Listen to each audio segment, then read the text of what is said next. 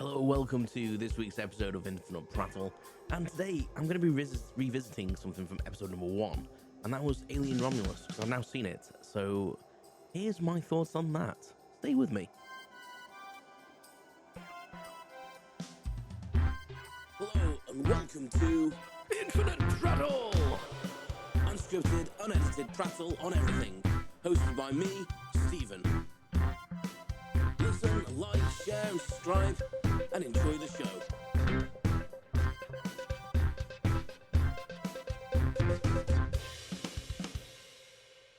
How the devil are you? I hope you're well. Thank you very much for joining me on this, I don't even know what episode it is now. You know, because you can see the description. Anyway, this episode is going to be about my experience of watching Alien Romulus, that new Alien film a few weeks ago. I didn't want to do it too quick. I've still been mulling over my thoughts, and I was hoping to see the film again, but I haven't yet. You'll have to forgive me. You might hear some clinking around because I've been doing Lego, a completely different subject, and I don't know if you can hear. Is that coming over on the mic? It may be. There's Lego everywhere. If you go on the Instagram for Infinite Prattle, at Infinite Prattle, you can see what I've been fertling at. I'm going to say the word fertling because I've been watching YouTube recently. Rewatching an old program called Bad Influence from the 90s, and they used to say fertling a lot, which is a terrible word. So I apologise for using it. But anyway, yes, sorting out my minifigures, so there's stuff everywhere.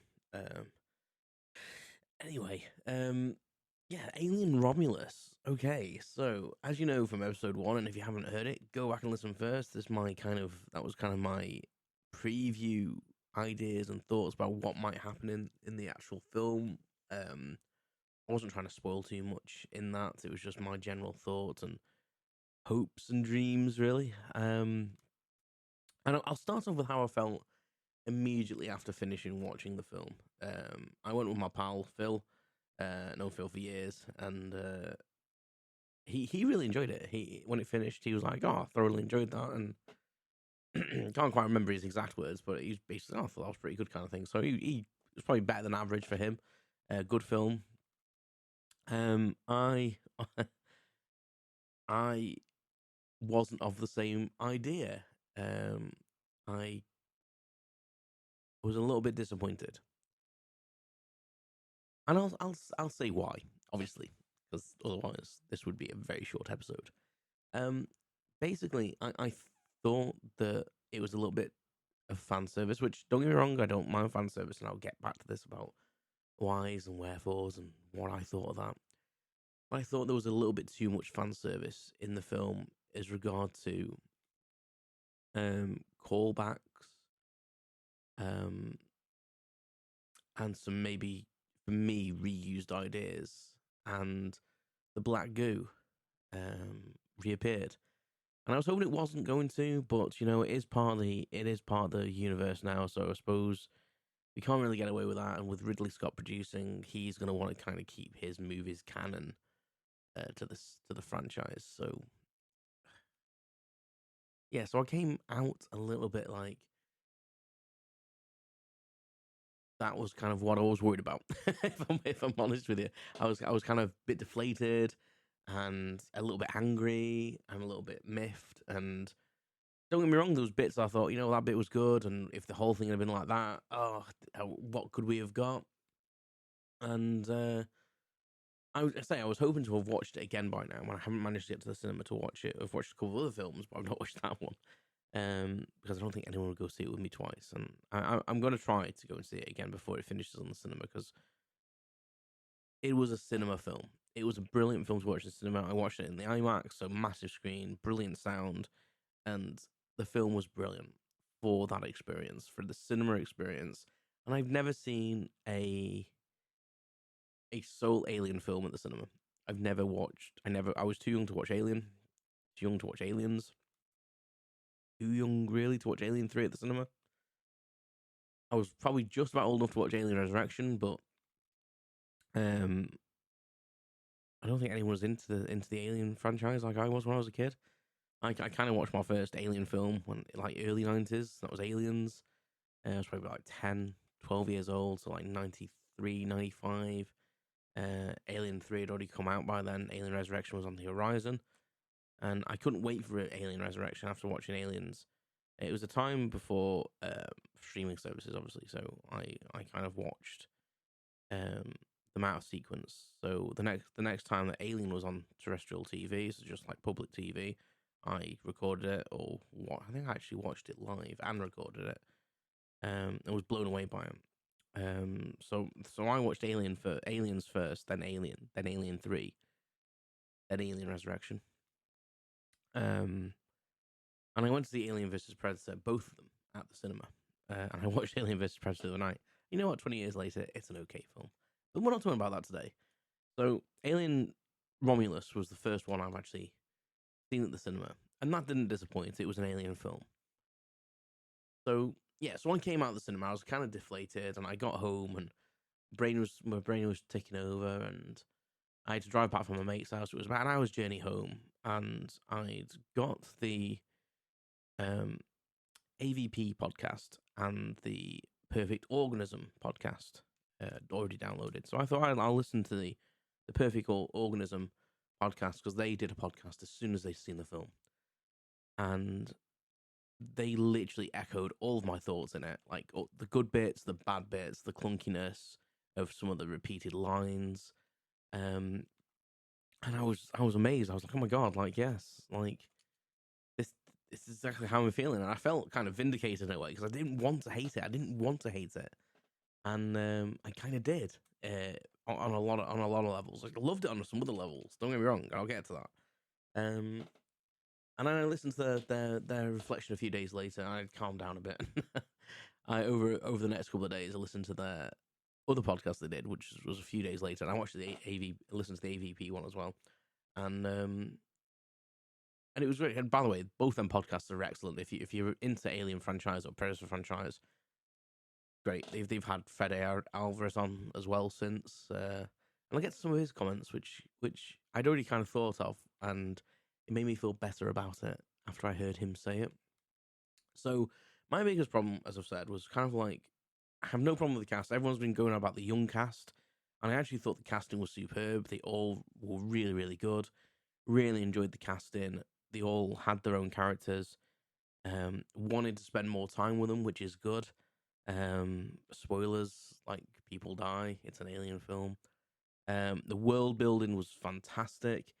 There was nods to all of the films, and no doubt when I watch it again, I will see more and more little Easter eggs. But yeah, the whole world builder. We've never been on a colony before, and we kind of got an insight into, like, basically how people are treated by the company. They're kind of like treated well in the fact that they kind of get this environment to live in. I feel like it was for free. I may be wrong there. I feel like you get a colony, but you work really, really fucking hard for it. Maybe I'm wrong. I don't know. But that's how I feel. You volunteer for that work, you get a contract, and you can live there. And that's kind of how the film's plot kind of pans out. Basically, Rain, the main character, and her brother Andy, who is an android, with kind of, he's like really old model. He's a bit glitchy, um, almost as if he's got some, like, disability, um, and their relationship through the film is kind of like a big deal. David Johnson, who plays Andy, for me was a standout character, and everyone's been saying this. His performance in the film was absolutely superb. I just loved everything about his character. Um, from when he's playing this clunky, kind of almost childlike, dysfunctional android with a big heart. I know they don't have hearts, but he came across as, like, very caring and having that role, to wanting to prove himself, to then getting his upgrade, to becoming almost like a factory reset Wayland Yutani android again. But all them changes he played superbly, and I hats off to Mr. Johnson for playing that role so well, and I hope we get a glimpse of him again, or that android at least again, because I think it was very refreshing, even though it's very hard to do something again and again and again and change it up. Yeah. But yeah, so this bunch of young actors, I think, did superbly. So the main characters are Rain and Andy. Kaylee Spaney plays Rain. Archie Reno plays Tyler, who I think is like Rain's ex, from what I can gather. Kay is Tyler's um, adopted sister, I think it is, played by Isabella Merced. Bjorn is Tyler's cousin, played by Spike Fern, and Navarro is Bjorn's girlfriend.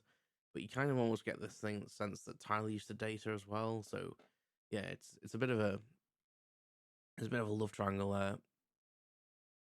It was just just really good, well composed. And these guys are working on the planet. I can't remember what the actual planet's called off the top of my head. And they're basically they seem to be like almost truckers. If they have this ship called the Corbellan 4, and basically they seem to like move materials from the mines. It's a big mining planet, and the whole kind of plot. They're living in this colony called Jackson Star, and they all want to get out. They're all young, and they've all got these bloody stupid contracts for years and years and years. And basically, the premise of it basically is once you finish that contract, you're basically free to leave the planet and go to another planet, and you can apply for a transfer and such things for a nicer place. And Rain wants to go to Yavaga 3, which is apparently meant to be really really nice. The problem is that androids aren't allowed, and she hasn't told Andy that. And she goes basically in the opening of the scene. She goes to basically like clock in her time card, basically to show that she's nearly completed all her hours and she's nearly out of contract, and that she could leave. Like, I think she's trying to book herself on like a ship basically to get out there. And the Whaley Utani operative says, "Oh no, you're too late to submit these. We've already increased the quota. Your contract's been extended." Like, it almost implies like if you'd have submitted them a couple of days ago, you might have been all right, but we've increased the quota, so now you're shit out of luck. And she'd also been reassigned to the mines, and it appears that her parents died in the mines, so obviously that's um, she's an orphan from basically the whole system. So it kind of builds up that story really, really quickly and really nicely, and the direction and the world building, as I said, is really good. We've never seen that perspective of a colony. Um, when we saw Acheron, LV-426, and Aliens, it was one of the aftermath. The director's cut shows us a little bit of Acheron beforehand, but not too much. Not too much. Kind of shows us some outside views, and then a couple of corridors and like a little control center, which we see actually in the film anyway. But we see it shot to shit, basically, don't we? And acid burns everywhere. So this was a little bit more inside everyday life. So basically, the plan is she goes round to Tyler's place, and they're all talking, and they've got a plan. They've basically got a plan to go to this planet all together as a group. It's too far away to fly in the Corbellan 4 because it's basically a slow ship, and if they didn't have, they wouldn't be able to carry enough supplies, and they would need to go into hypersleep for like I think it's like 2 years, they say. So that ship's that small that they couldn't keep themselves going for 2 years without going into hypersleep. But the type of ship it is, it doesn't contain cryo sleep chambers. So they've discovered the Renaissance station orbiting the planet, and the station is divided into two parts: Romulus and Remus, which is a reference to the Roman myth. I think did Romulus kill Remus? And basically, they decide that they're going to go to that station because they've already checked the inventory, or they know that space station has cryopods that are working. So the base of the planet is to go up in the Corbellan, dock with it, get on board, nick the cryo tubes, and then fly out of that. Basically, go into hypersleep, wake up on that nice planet. But they need Andy because he's a Weyland Yutani android. They need him to go and basically hack the system so they can dock with the station. And they get to that quite quickly in the story. That all happens probably within, or it feels very quickly at least. Anyway, I was kind of sad when they kind of got off the planet. I was hoping they'd visit maybe a couple of places, maybe see Rain's place or a bar or a shopping mall or something like that, you know. Um, but the environments were really good. Like there's so many little nods to the films, like the cans of beer on the side, and yeah, just the world building in general. Just it felt like an alien film. I was okay with all this. Okay with all this. And listening to all the podcasts I've listened to, like everyone loved the world building. Loved the premise of it, and wanting to get out of there, you know, being suppressed, being young, and just wanting to go away and fly away to this Varga 3, um, and escape the man kind of thing. And but obviously when they get to when they get to the Renaissance station, that's when it all goes tits up, because they discover basically that, you know, some shit's gone down on that on that. And that's where the opening of the film kind of makes you realize what's gone on. The opening of the film shows a salvage ship collecting Big Chap from the first film, who's managed to encase itself in some cocoon and looks like a meteorite. And they laser cut it in half, and it reveals the alien inside, presumably asleep. Um, And when they get to Renaissance Station, you realise that obviously Big Chap must have woke up at some point and caused a bit of shit. Because the place is wrecked and there's big acid burns, and yeah, so it's kind of reminiscent of that scene in Hadley's Hope when everyone's walking through and there's thinking, what the hell's gone down here? I'm trying to do this from memory, by the way, so forgive me if I've got anything that I'm good. I do have a synopsis in front of me, so I'm trying to refer to that. I've had a quick read, but I try to do it from memory, so it's more true. So it's more true. Yeah, so they're walking through, and um, the school of them stay on the ship. Um, oh yeah, Kay's admitted that she's pregnant. By the way, came up in a conversation. I think when they were going to the station, because she found that one of I think it was Rain that caused a bit thrown up in the toilet, and she basically said some random guy had slept with her, and you know, she was pregnant. Um, and yeah, they get to the station, they're wandering around, they're trying to find these cryo units basically. So they've got the cryo units, but they need the stuff that makes them cold, basically the cryo gas, I suppose. And so they basically have to go to get the cryo stuff, and they find it in another part of the ship, and that's basically where the facehuggers are. So they're finding all this weird shit now, and Andy and uh, Andy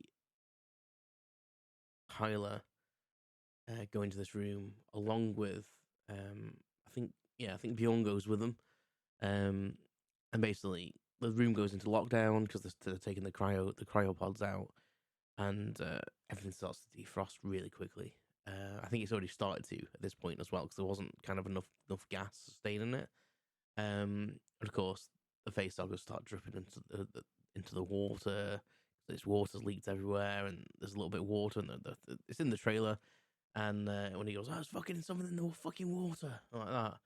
That was a good impression, wasn't it? And yeah, so that for me was one of the best scenes in the film. It was tense. It was a bit disturbing. You really felt the claustrophobia because they were locked in this room, and they managed to get this little memory card to Andy. They've got this update, so he does the update, and he becomes like useless for a minute because he can't do anything while he's updated. And then once he's updated, he manages to open the door because it needs a higher security level to open it, and he manages to get people out. But it's too late by that point. The facehuggers are on the rampage, and they manage to break through the glass and chase him down the corridor. And that scene's really good. I kind of have a criticism of the. I think the CGI looked actually really good, and I think that the little robotic facehuggers they used didn't look as good. I think the James Cameron facehugger running across the floor, when Ripley was locked in that room with Newt, was more effective. Um, and you kind of get these echoes of different films as well. So in each scene you can see, I can see where they've kind of got the idea for this. So there's being locked in this room with the facehuggers is like an extreme version of the Aliens one with Ripley and Newt. Um, and I don't necessarily have a problem with that in hindsight, because there's only so much you can do with a film, but it's also there's so much more idea. There's so many more ideas out there as well. Um, so I don't know what I would do though. Like how would I do it differently? That's the thing, isn't it? You can criticize something all you want, but I'm not the one in charge, and I haven't got the budget. And what would I have done differently? I don't necessarily mind the harkbacks in that sort of sense, like, because it was a really good was a really good scene.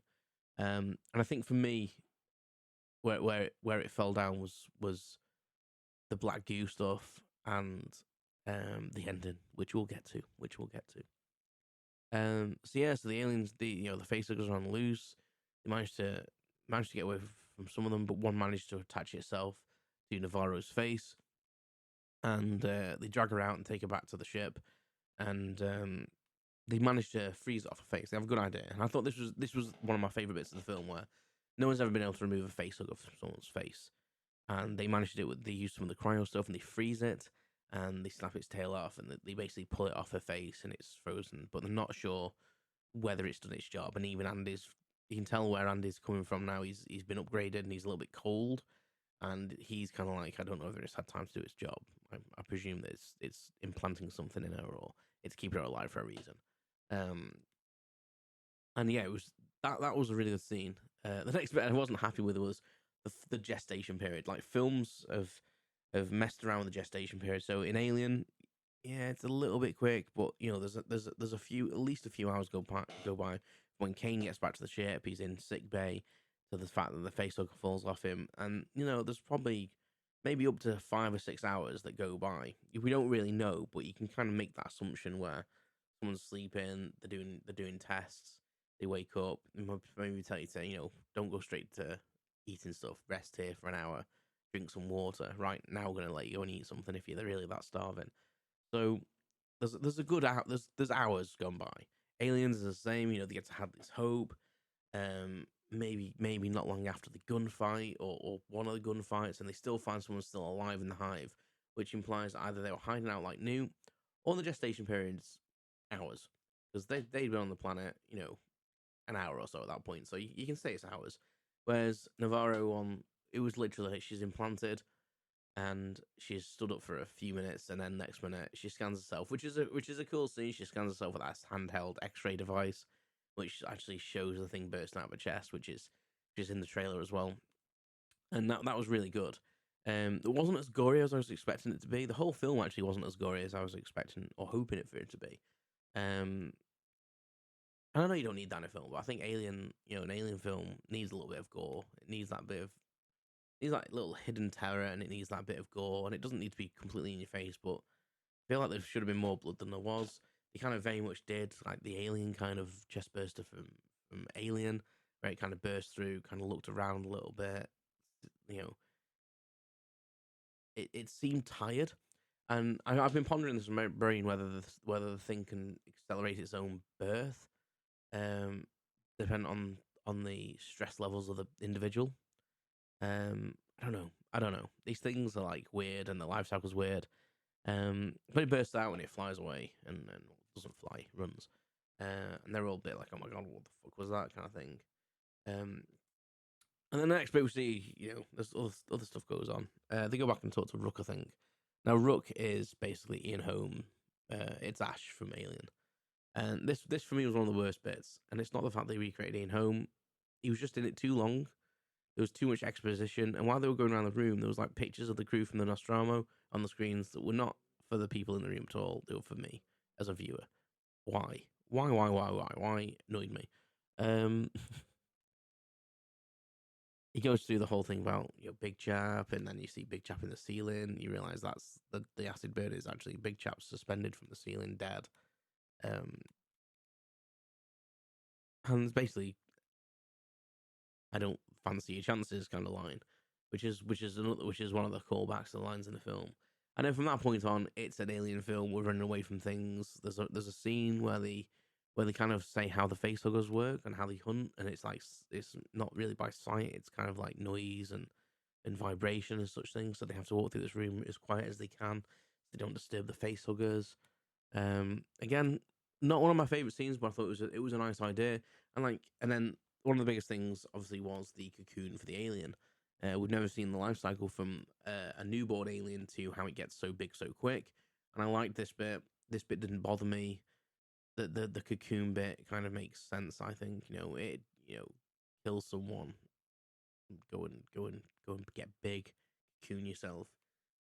Where all this energy comes from this, I don't know. This has always baffled me for the alien life cycle: is how much energy does it take to get something from like an embryo to a full size thing when it doesn't seem to eat. But silicon based life form, I don't know. Who knows? Um. Anyway, but that was a cool scene, and giving birth through that was really really good. The death scene um for what's his bloody name? For Bjorn was a little bit reminiscent of Alien vs Predator 2, Requiem, where he basically electrocutes the alien. Basically, he puts this electrocute like a cattle prod thing into the egg sac because he thinks that's where the alien's hiding, and it is. And he electrocutes it and thinks he's got it, and then he gets stabbed with the thing's tail. Knocks him to the floor, and as it's emerging, acid comes out of the pod, kind of drips on him and kills him. Again, I thought that could have been a lot more gory, and it was very reminiscent of Alien vs Predator Requiem. And I thought they could have done a better death scene. I thought they maybe could have, dripped some acid on him be injured, and then the alien basically, you could have done a terrifying scene where the alien slowly creeps upon him and kills him or eats him. Or I don't know. I just thought I thought they would just wasted that opportunity. And Bjorn was a good character, bit of a dick, kept calling Andy a bitch, and had a thing about androids, and it turned out that an android, I think it was his sister, let his sister die because he locked them all in a mine which was full of like toxic gas or something. So we had a beef about androids being so logical. And then that scene actually plays out later on with Kay, which again is one of my other favorite scenes, where you've actually got Kay. I'm going back and forth here. I know. I'm sorry. Is locked in the room and the alien's like stalking her, and she's trying to get through, and Andy won't open the door, and Tyler is like screaming at him, going, "Open the door! She's one of us!" And he's like, "I won't be able to get the door open and shut again before the alien would come through and kill you all." So it's that kind of like logic of, I've got to protect life, and 2 lives is better than 1 life. So sorry, Kay, you're out of there. And yes, that like pulls her away, and that's a good scene as well. So in hindsight, when I was going through this in my brain, listening to the podcast, I was thinking, it wasn't that bad. And then you also think about it I started to think about it from a because Ash talks about the Black Goo and how they reversed engineered the Black Goo out of the big chap. So they didn't have any Black Goo; they reversed engineered it. And I kind of like that. I kind of liked that, the fact that they knew about the Black Goo and they reversed it. Still don't particularly like the Black Goo, but I'm getting a bit more on board with it. I think this film helped a little bit because it wasn't too in your face, and it kind of explained some stuff. And I kind of look back on the Cold Forge, which did have the Black Goo in it, and that's one of my favorite books. Like Alex White, the Cold any Alex White book actually, go and read. But the Cold Forge is what is like probably maybe my actual favorite novel, and I'm going to read it again soon because I've especially after Romulus, I need to read it again. I came away from that book thinking this would be a brilliant TV show. And don't get me started on that TV show. I'm scared about that now. So yeah, so I kind of warmed to the idea of like, I understand why they did certain things, the callbacks, we're introducing a whole new audience to this. And then after I listened to the Fede Alvarez episode on the Perfect Organism podcast, I kind of realized that, Disney, it's about money making. If they'd have made the film that the fans wanted, we'd have all been really happy.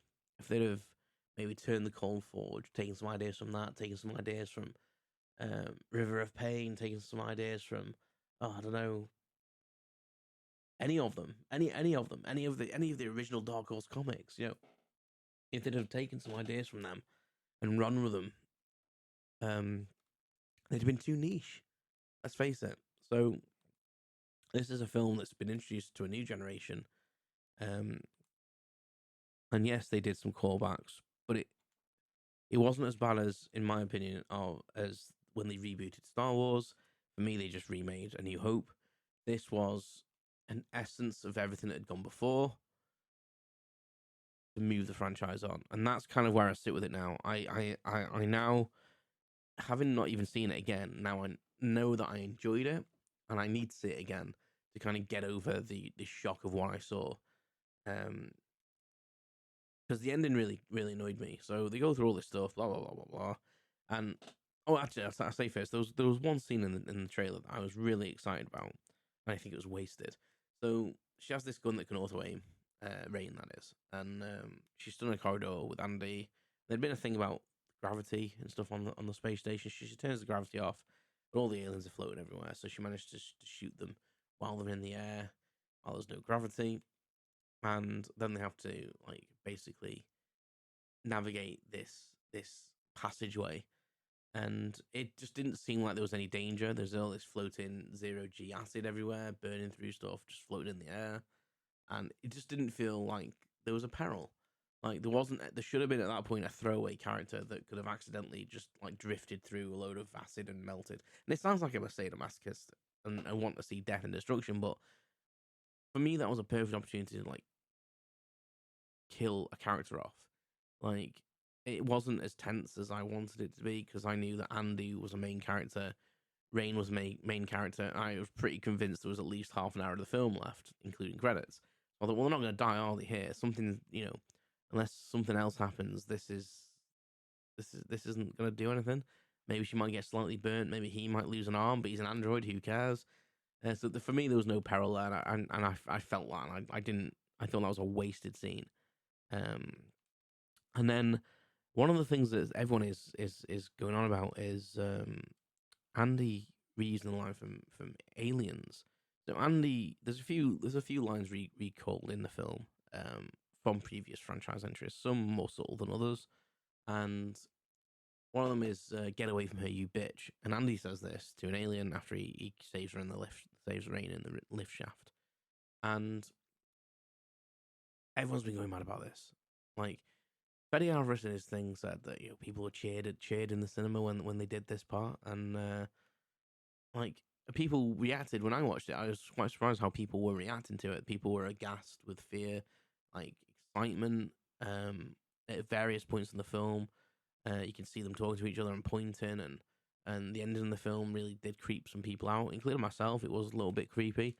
Um, but this bit, like, has really annoyed people, like, kind of universally, I would say. And when he says "get away from you, bitch," and he stutters it, he's been reset back to stupid Andy at this point.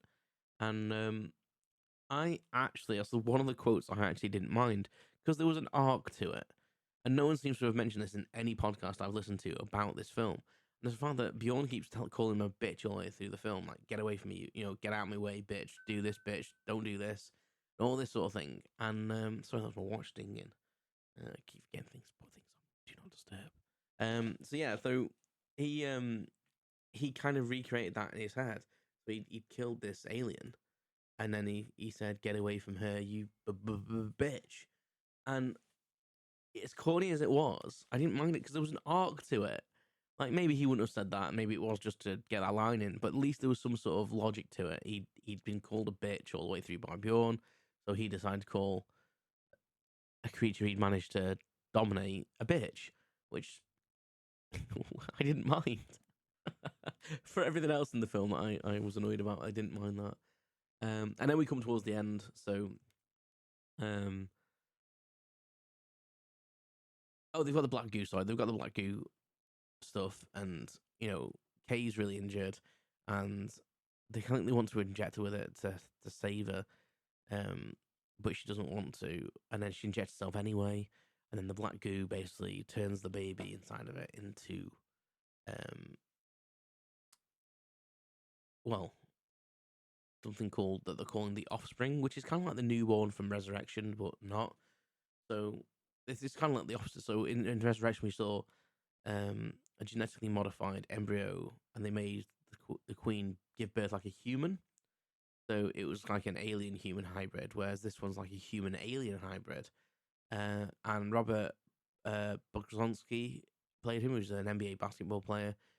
Looks kind of weird without any makeup, to be honest. No offense to you, Robert, because he's very very tall and slim, and obviously like a basketball player. And as much as I didn't like the idea, because I kind of guessed it halfway through, as soon as she said she was pregnant, I was like, "There's going to be something with her baby happening now." And I did kind of like could guess the plot points in the film. I must admit. Um, but the way it was executed was very good. I didn't actually mind it. I thought it was really, really disturbing looking. It was creepy. How the guy acted it out was weird. Um, but it was very much, the whole film was very much a mash of ideas for me. It was very much like throw the Black Goo in there, throw like a weird hybrid in there, throw some aliens stuff in there, throw some like alien kind of suspense in there, but have it all at a fast pace and have it a bit claustrophobic and have it a bit about the interrelations of these youngsters of having aspirations to get somewhere else. Um and that's why I came out of the film feeling kind of like deflated, because I was like, there was so many ideas there were so many different ways they could have gone. um and they kind of decided to kind of like really play on things that had come before, and that kind of takes me back again to, when I realized really what they were doing, and it's making it for everyone. They were making a film that Alien fans would grab onto certain parts of it, things we'd never seen before, like removing a facehugger, like the cocoon phase, like the environment we've been in, the world building, a young crew which we've never really seen, like a completely young crew, um, different stories, and their aspirations, to get somewhere else rather than just working for the company. Um, And then there was the things that they'd repeated, which annoyed me a little bit, which was the callback lines and not having 100% new story, not having to recall stuff like the offspring slash newborn. Um, but again, in hindsight, I understand this, and I understand it's a money making thing. And now they've set the base, and I'm hoping now they've set this alien, and it's been a big hit. It's been a big hit. Um, and now they've set this. Then they've set this president of this new style alien film, this new arc they've got. There's already a TV show, Alien Earth, in post production, due for release early 2025. Again, I'm really worried about that. I don't know where they're going to go with that. Um, will it rewrite the canon of the film? Apparently, it's going to be a lot about androids and some aliens, and not too much out about that at the moment. So I'm trying to keep an open mind, trying not to be the super fan that I am. And I think that's where sometimes my impression of things sometimes gets skewed, because not everyone has that like super fandom, read the novels, know all these different aspects of it. But then I asked myself, and I think the thing that really turned my head around was like, what would I have done differently? Because when you look at the film as a whole, it is a brilliant film. It's got everything. It's got a bit of action. It's got like a little bit of romance. It's got, a little bit of humor in it. It's showing you stuff. It's well paced. There was no point in the film where I was thinking, get on with this. I was actually thinking, slow down stuff. Actually, to be honest, like I wanted to see more, which for me is a good thing. It makes me want to go back and revisit the film, and I definitely will. Whether I see it again at the cinema, hopefully so, but I can't guarantee it with work and stuff. But yeah, I in hindsight, I like the film. What I don't know what will happen when I watch it again. Um, but I think I've convinced myself from like reviewing in my own brain, listening to other people, because the fans all kind of have like a very similar opinion of it. Could have been better, but it could have been a lot worse, and it's still up there with the good Alien films. Where I would rank it, I have no idea. Alien and Aliens are still like the game changing ones for me. Alien is just a masterclass in direction and use of sound and not showing you too much. Aliens is kind of like the other one. It's kind of like a masterclass in just world building, character building, and action. Alien 3 went a completely different way, which I applaud it for. maybe didn't work as well as they thought, but it was a completely different film. There's no Alien film like Alien 3. Um, Alien Resurrection again went back to some of its roots, and if you watch that film, you know, you get harks back to some early stuff, but it also tried to do some different stuff. You know, did it win? Did it succeed? I don't know. AVP films for me are in a different category altogether. And then we've got Alien Romulus. Now, where does that sit for me? I think it's at least joint with Alien 3. I think Alien and Aliens are the top ones for me, and I think it might be a joint third with Alien 3 for me. Just because it does something different. It does capture the alien essence, but it doesn't work on all levels for me. But it's still better than most films.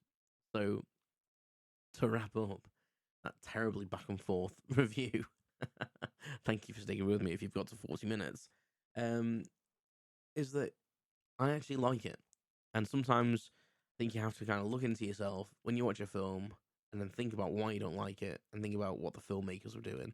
And I think that this was a bit of a soft reboot for the franchise. It was to try and kind of like keep them in the same universe as Covenant and Prometheus, but distance themselves from it a little bit too. And to say that, and to test the water. You know, how many fans out there are there? You know, what do the real fans want? How can we change this in the future? Now we've introduced you all to Alien again. Now we can give you some different ideas. And I'm hoping that's the way it's going to go. I'm a little bit apprehensive for the TV show, but we'll see. You never know. You never know. You never know. It's been a little bit of a longer episode today, so hopefully you've enjoyed it if you're an Alien fan or you just like to hear me rant away and prattle away. But if you made it this far, thank you very much. And I'm going to leave it there. Go and watch the film. It's definitely worth a watch. And we'll try and get to the cinema again to watch it. If not, I'll be probably repeatedly watching it on Disney Plus when it comes out. And until I speak to you all again, take care. And remember to keep prattling. You've been listening to Infinite Prattle! Thanks for listening. If you like this episode, go back and listen to some others. And please continue to listening. Your support is muchly appreciated. Please like, share, comment, and subscribe. And I'll speak to you all again soon. Take care.